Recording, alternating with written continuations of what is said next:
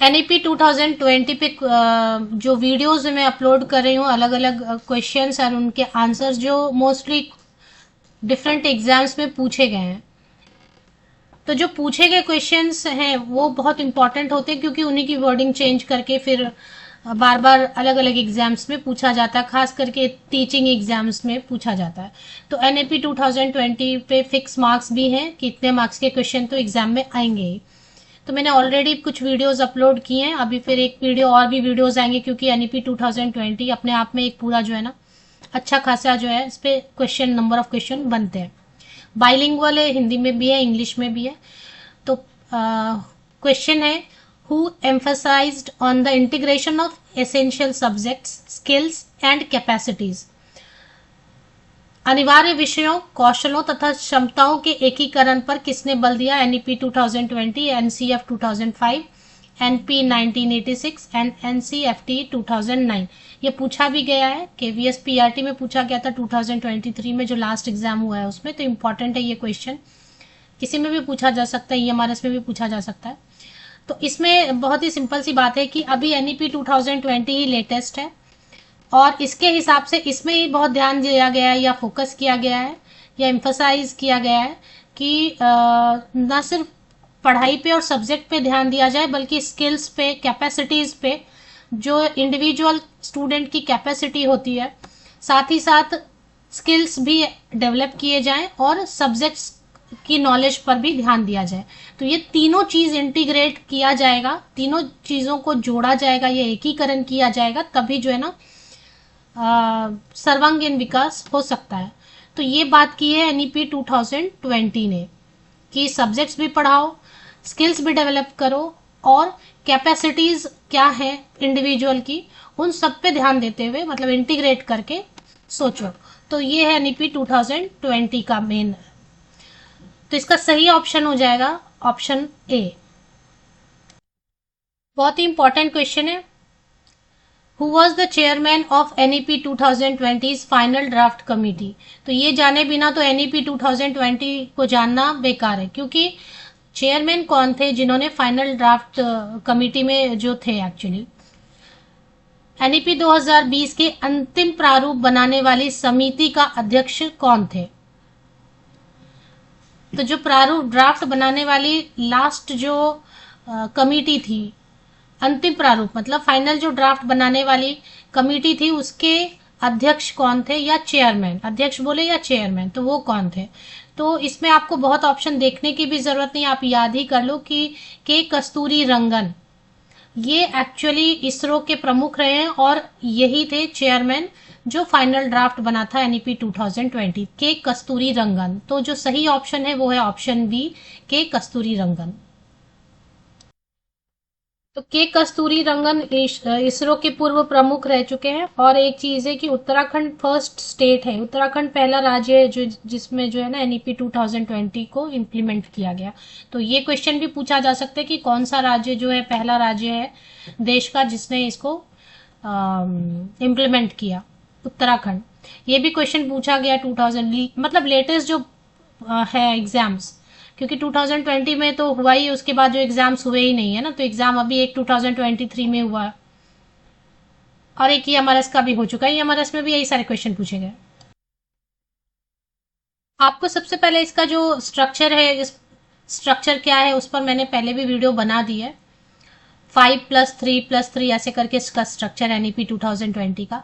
तो क्योंकि वो याद रखना जरूरी है, तभी आप इसका आंसर कर सकते हैं। As per NEP 2020 children of age 3 to 8 will come under. NEP 2020 के अनुसार वर्ष 3 से 8 के बच्चे किस स्तर पर में आएंगे?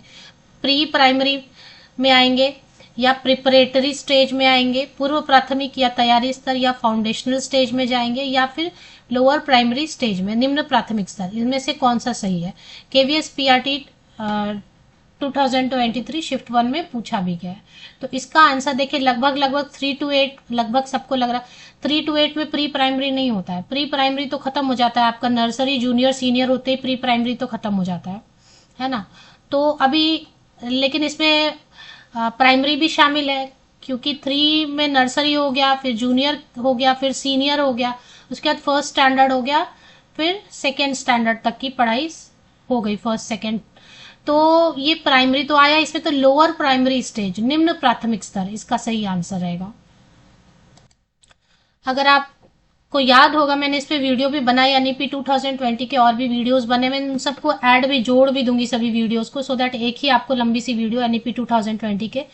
तो एनईपी 2020 का जो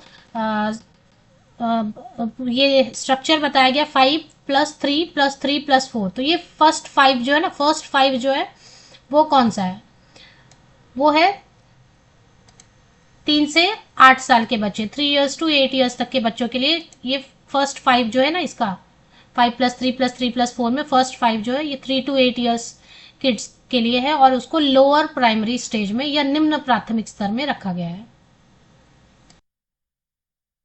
नेक्स्ट क्वेश्चन भी ध्यान से देखें, who is expected to design a national curricular. अब यहाँ पे ध्यान देना, आपको नेशनल वर्ड यूज किया है, who is expected to design a national curricular and pedagogical framework for early childhood care and education.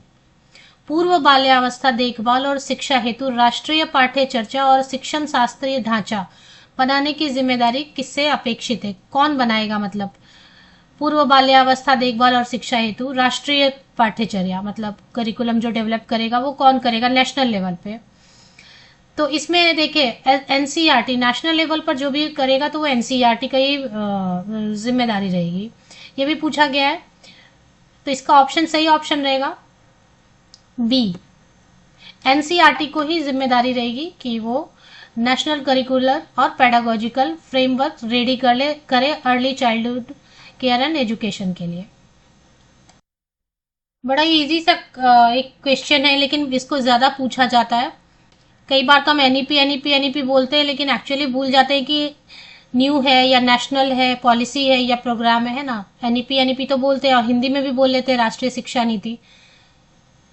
चलिए, क्योंकि अब हिंदी का तो ऑप्शन नहीं दिया इसमें, तो अभी इसमें थोड़ी सी कंफ्यूजन हो सकती है। तो एनईपी स्टैंड्स फॉर, एनईपी से क्या अभिप्रेत है, तो इसका ऑप्शन है new education policy, new education policy, national educational programme, national educational programme. Third में सी में ऑप्शन है national education policy, national education policy.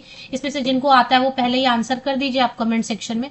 नया एजुकेशन प्रोग्राम, ऑब्वियसली राष्ट्रीय शिक्षा नीति, पॉलिसी फॉर नीति, नेशनल एजुकेशन पॉलिसी। तो कभी कभी प्रोग्राम से कभी कभी न्यू से हम कंफ्यूज हो सकते हैं, बट सही क्या है, राष्ट्रीय शिक्षा नीति, नेशनल एजुकेशन पॉलिसी।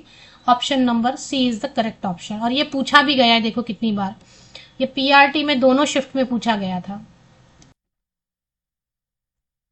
एक और क्वेश्चन है जो एक्चुअली जानना ही चाहिए, एनईपी 2020 हैज रिप्लेस्ड, निम्नांकित में से किसके स्थान पर राष्ट्रीय शिक्षा नीति 2020 आई है। ऑफकोर्स कोई ना कोई नीति तो पहले से भी चल रही थी, और उसको रिप्लेस करके, रिप्लेस क्यों किया जाता है, अपडेट किया जाता है। कुछ भी चीजें जो है चल रही होती है उसको अपडेट करते हैं कि करंट सिनेरियो क्या चल रहा है, अभी जो करंट में क्या चल रहा है उसके हिसाब से अपडेशन होता है, या फिर उसको पहले वाले को रिप्लेस कर देते हैं, तो वो तो चलता ही रहता है।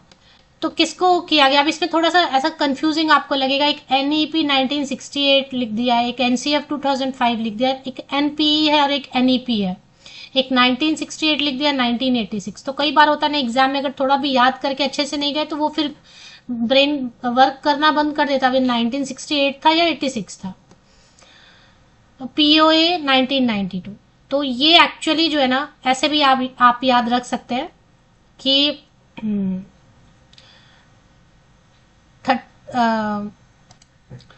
केवीएस पीआरटी में इसको भी पूछा गया, और आप ऐसे भी याद रख सकते हैं अगर आपको नहीं याद आए तो, कि 34 इयर्स ओल्ड जो है एक पॉलिसी थी, 34 साल, तो आप 34 साल ऐड करेंगे 34 इयर्स, तो इसमें तो 34 इयर्स किस में आ रहा है, आप सबसे पहले देखो 34 साल पुरानी जो एक पॉलिसी थी उसको रिप्लेस किया है, तो 34 साल किस में आ रहा है। ऐसे भी आप याद रख सकते हैं अगर आपको याद ना आए तो उस केस में। तो 34 इयर्स के बाद 2020 आया, इसमें सी ऑप्शन एनपीई 1986। अगर याद नहीं आ रहा है तो ईयर से भी काउंट कर सकते हैं कि 34 इयर्स पुराने एनपीई 1986 को, एनपीई 1986 को रिप्लेस करके उसके स्थान पर एनईपी 2020 आया है। तो इसका करेक्ट ऑप्शन है ऑप्शन नंबर सी।